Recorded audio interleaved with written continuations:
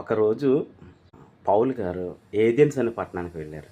ఆయన సువార్త చేస్తున్నప్పుడు ఆ ఏథెన్స్‌లో ఉన్నవారు ఎలాంటి వాళ్ళంటే, నిజంగా వాళ్ళు ఏదైనా కొత్త విషయం ఏదన్నా ఉంటే దాన్ని వెంటనే వాళ్ళు తెలుసుకోవాలనే ఆసక్తి కలిగినటువంటి వారనమాట. ఇప్పుడు ఈ రోజున మనం మొబైల్ ఉన్నదనుకోండి, కొత్త అప్డేట్స్ ఏమైనా వచ్చినాయంటే అది చూసి అయిపోయి చాలా అప్డేట్స్ బాగున్నాయి, నువ్వు కూడా అప్డేట్ చేసుకోకపోయావు ఫోన్ ఒకసారి సాఫ్ట్‌వేర్ అని చెప్పేసి మనము అనుకుంటూ ఉంటాం. మనం ఏదైనా కొత్త విషయం వచ్చిందంటే మనం చాలా కొత్తగా మనం రియాక్ట్ అవ్వడం అనేది జరుగుతుంది.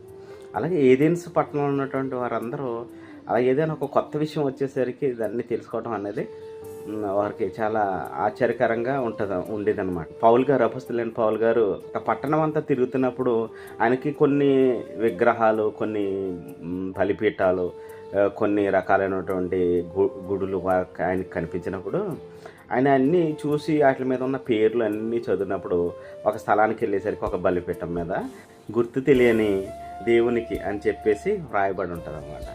అయితే ఈ ఏథెన్స్ పట్టణం వారు పౌలు గారు ఇలాగా చెప్పటం వలన వారికి ఏంటి ఈయన కొత్త బోధ చేస్తున్నాడు, ఏంటి ఒక కొత్త దేవుని గురించి చెప్తున్నారని చెప్పేసి వారు అనుకున్నారన్నమాట.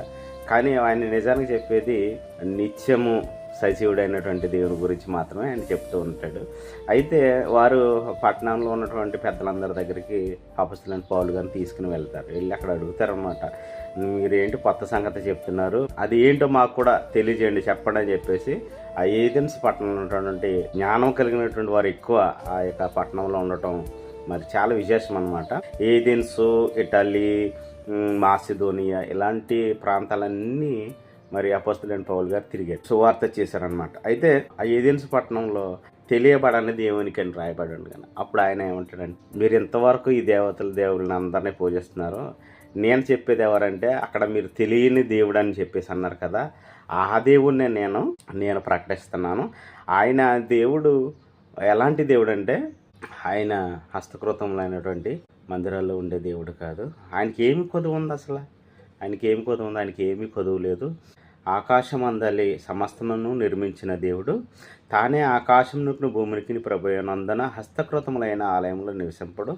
ఆయన అందరికీ జీవమును ఊపిరిని సమస్తమును దయచేవాడు గనక తనకు ఏదైనాను కొదువు ఉన్నట్టు మనుషుల చేతులతో సేవింపబడువాడు కాడు అని చెప్పేసి ఆయన చెప్తాడు అనమాట. ఏమనంటే, నేను హస్తకృతమైనటువంటి మందిరంలో ఉండే దేవుడు కాదు. ఆయనకి ఏం కొదువు ఉంది, అసలు ఆయనకి ఏం కొదువు ఉంది? సమస్తం ఆయన చేసినవే, సమస్తం ఆయన ద్వారా కలిగినవే, అన్నీ ఆయనయే. కాబట్టి ఈ లోకంలో ఉన్నటువంటి సమస్తము, ఆకాశం క్రింద ఉన్నటువంటి సమస్త శక్తులు సమస్తము ఆయన ద్వారా కలిగినవి. ఆయనే నేను ప్రకటన చేస్తున్నాను, ఆయనే దేవుడు అని చెప్పేసి ఆయన సెలవిస్తాడనమాట. ఆయనే ప్రతి ఒక్క మనిషిని, ప్రతి జాతి మనుషులను సృష్టించి వారు ఒకవేళ దేవునిని తడవలాడి కనుగొందురేమో అని తన్ను వెదుకు నిమిత్తము నిర్ణయ కాలమును వారి నివాస స్థలము యొక్క పొలిమేరలను ఏర్పరచెను. ఆయన మనలో ఎవనికిని దూరంగా ఉండేవాడు కాడు. ఆయన యందు బ్రతుకుచున్నాము, చలించుచున్నాము, ఉనికి కలిగి ఉన్నాము, అటువలే మాయన సంతానమని మీ కవీశ్వరులో కొందరు చెప్పుచున్నారు.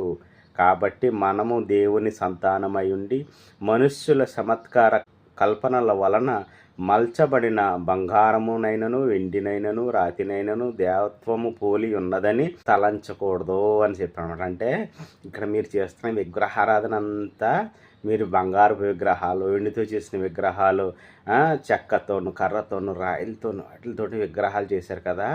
ఆయన ఏం కోరుకుంటున్నాడంటే, ఆయన స్వరూపము ఇది అని కానీ నన్ను ఇలా చేయమని కానీ ఆయన అడగట్లేదు. కేవలం ఆయన సేవించమంటున్నాడు. కానీ ఇదిగో నా రూపం, ఇదిగో మీరు ఎలా నిర్మించండి అని కానీ, నా కోసం గుడి కట్టండి అని కానీ ఆయన అడగట్లేదు. కేవలం ఆయన్ని సేవించమనే చెప్తున్నాడు. ఆయన సేవించటానికే మందిరాలు కావాలి తప్ప ఆయన రూపాన్ని కానీ వాటిని నువ్వు పెట్టడానికి ఏమీ లేదు. ఆయన సమస్తం ఎరిగిన దేవుడు ఆయన. కాబట్టి మనం ఆయనలో చలించుచున్నాము, ఉనికి కలిగి ఉన్నాం. ఆయన మనలో ఉన్నాడు. ఆయన మనతోనే ఆయన నడుస్తున్నాడు, మనం ఆయన వల్లనే బ్రతుకుచున్నామని చెప్పేసి గొప్ప సాక్ష్యం చెప్తాడనమాట.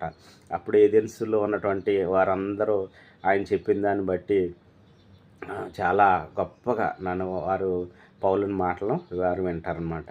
ఈ మరి దేవుడు ఆ విధంగా పౌల్ని అనేక ప్రాంతాల్లో గొప్ప గొప్ప మరి దేవుని యొక్క ఉన్నతమైనటువంటి నామాన్ని ఎలాగా ప్రచురపరచాలో గొప్ప జ్ఞానము ఆయన కలిగి ఉన్నాడు. అట్టి జ్ఞానాన్ని కలిగి ఉన్నందుకు దేవాతి దేవునికి మహిమ కలుగును గాక. ఆమేన్. లైక్ చేసి షేర్ చేయండి. తప్పకుండా ఈ వీడియోల్ని ఫాలో చేయండి. Thank you very much. Thank you. దేవుడు మనలందరినీ దీవించును గాక. ఆమేన్.